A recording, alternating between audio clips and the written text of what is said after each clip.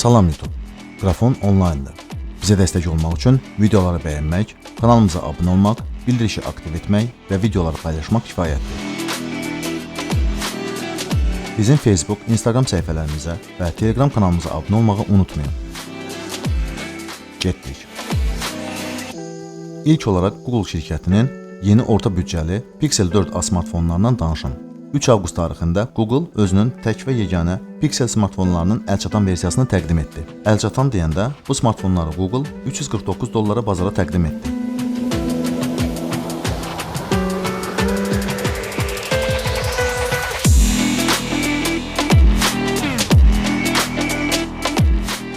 Bütün parametrləri ekranda görürsünüz. Ekran Full HD+, 5.81 inç, 2340 1080 OLED, əsas kamera 12 megapiksel, ön kamera 8 megapiksel, prosesor Snapdragon 730 üstəgəl Titan M modulu, qrafik çip Adreno 618, operativ yaddaş 6 GB, daimi yaddaş 128 GB, NFC, akkumulyator 3140 mAh, 18 Watt-lıq gərç şarj, $349 Snapdragon 730 prosesorları üçün əlbəttə ki bahadır. Amma nə etmək olar? Bu premium sinif smartfonlar bazarına özünü soxan Google'dır. Təbii ki Google foto və videoların çəkilişinə önəm verir.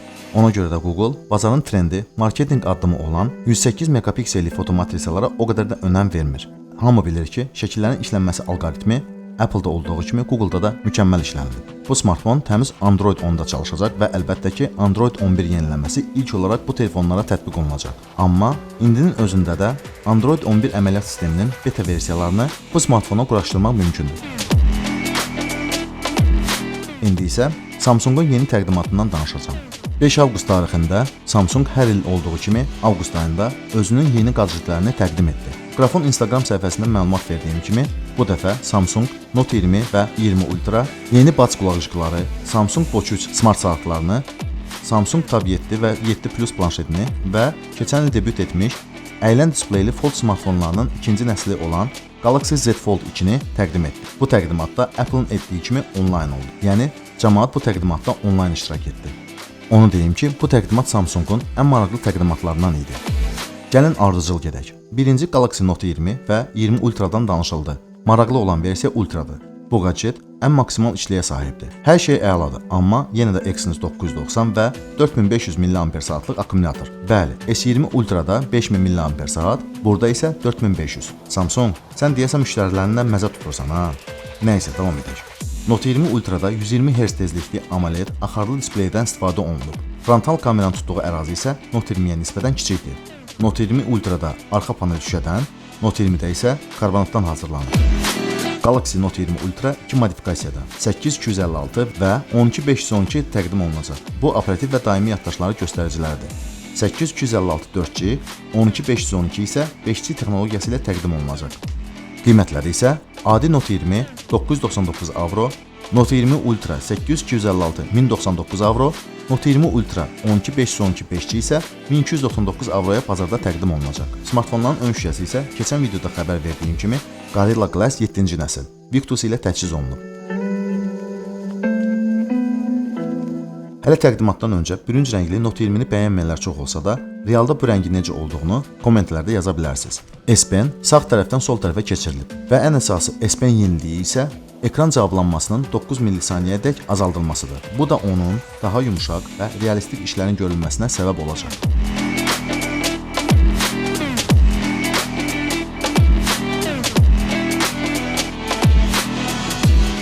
Burada balaca bir reklam.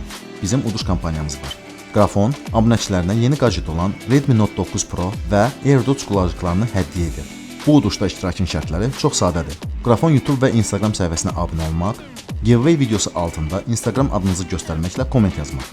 Qaliblər giveaway videosu altında 15000 kommentdən sonra onlayn randomizer vasitəsilə təyin olunacaq. Sizə uğurlar.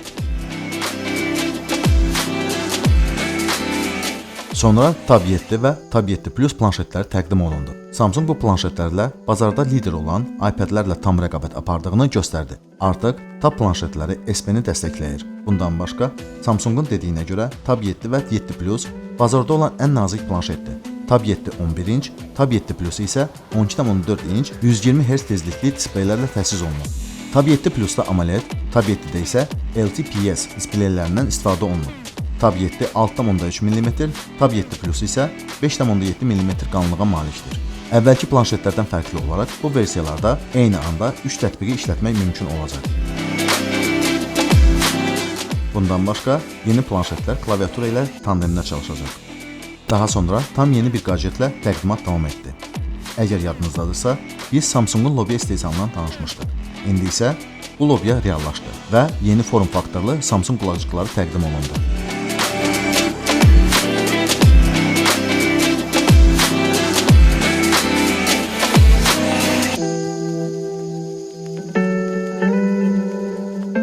İlk baxışdan bunların qulaqcığı olmasına da inanmaq olmur. Samsungun belə qısa zamanda patentdən real cihaza gedən texnoloji yolunu ancaq alqışlamaq olar. Tanış olun, Galaxy Buds Live. Bu qulaqcıqların кейsi maqnetsiz şarj və USB Type-C ilə təchiz olunub. Bu boyda balaca korpusda çoxlu sensorlar yerləşdirilib. Plastikdən hazırlanan bu qulaqcıqlar qulaq yuvalarından çox rahat yerləşdirilir. 3 mikrofon bu qulaqcıqda necə yerləşdirilibsə, mən də anlamağa çətinlik çəkirəm. Amma nanotexnologiya öz işini görür. Artıq səslərin aktiv boğulması funksiyası da bu qulaqcıqda tətbiq olunur. İstehsalçının iddiasına görə bu qulaqcıqların tam kes şarjı ilə birlikdə 21 saat aktiv istifadə üçün bəs edir.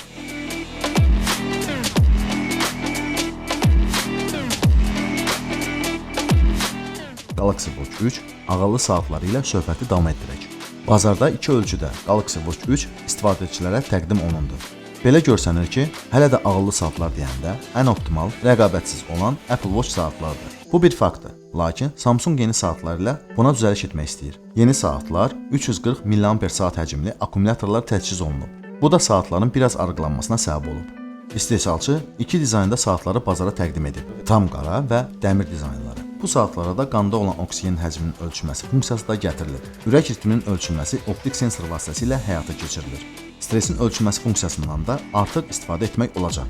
120 idman rejimi bu saatda tətbiq olunub. Samsung yenidən bu təqdimatı ilə Apple şirkətinin artıq neçə illər tətbiq etdiyi ekosistem anlayışının reallığına çalışır və asta xodlarla bu Samsungda alınmağa başlayır. Sferblatın özünküləşdirməsi funksiyası nəhayət ki Samsung saatlarında tətbiq olundu.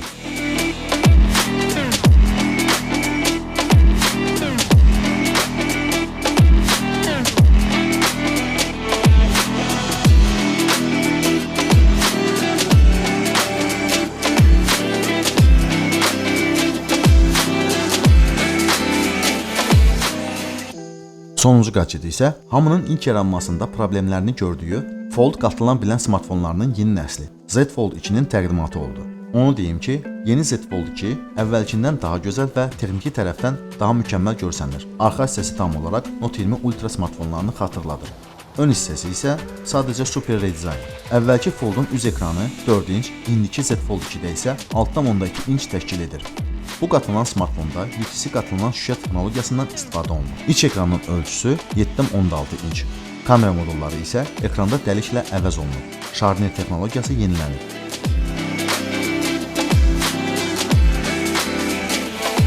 Z Fold 2-də Galaxy Fold smartfonlarının səhvlərinin düzəldilməsi və maksimum etibarlılığının dəyişməsinə çalışan Samsung deyəsən istədiklərinə nail olub. Amma yenə də buna istifadəçilər və əsasda blogerlər qərar verəcək. Z Fold 2-də Samsung 120 Hz tezlik texnologiyasını qatlanan 7.6 inç displeydə tətbiq edə bilib. Bir sözlə Z Fold 2 ilk Fold smartfonlarının yeni optimallaşdırılmış versiyasıdır deyə bilərik.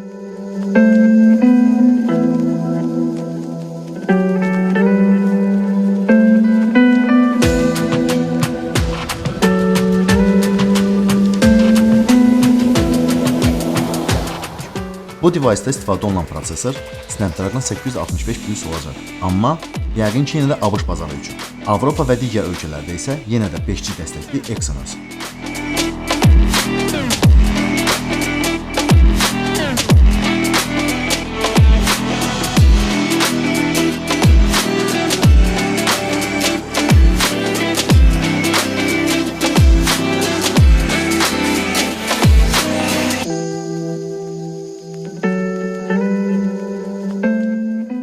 Bugünlük məlumatlar bunlar idi. Kanalımıza abunə olun ki, maraqlı texnoloji yeniliklərdən agah olasınız. Bizim Facebook, Instagram səhifələrimizə və Telegram kanalımıza abunə olmağı unutmayın.